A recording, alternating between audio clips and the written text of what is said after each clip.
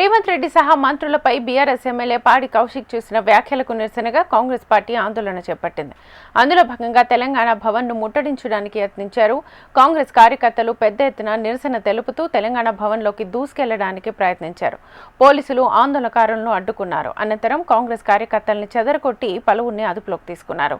CM బినామీలే అక్రమ mining చేస్తున్నారని, తెలంగాణ మంత్రులు ఇసుక దందాకు పాల్పడుతున్నారని వరంగల్లో కౌశిక్ రెడ్డి వ్యాఖ్యానించారు. ఇందుకు సంబంధించిన సాక్ష్యాలను తెలంగాణ భవన్ వేదికగా బయటపెడతానని కౌశిక్ రెడ్డి అన్నారు. దీంతో కాంగ్రెస్ కార్యకర్తలు ఆందోళనకు దిగారు.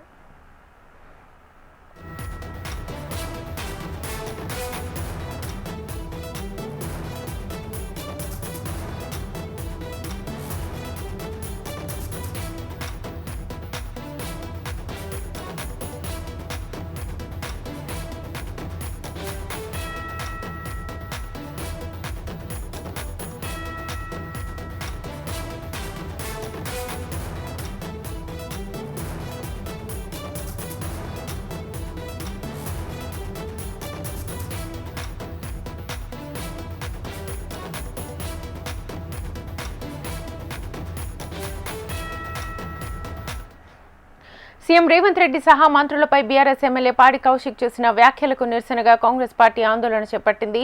అందులో భాగంగా తెలంగాణ భవన్ను ముట్టడించడానికి యత్నించారు. కాంగ్రెస్ కార్యకర్తలు పెద్ద ఎత్తున నిరసన తెలుపుతూ తెలంగాణ భవన్లోకి దూసుకెళ్లడానికి యత్నించారు. పోలీసులు ఆందోళనకారులను అడ్డుకున్నారు.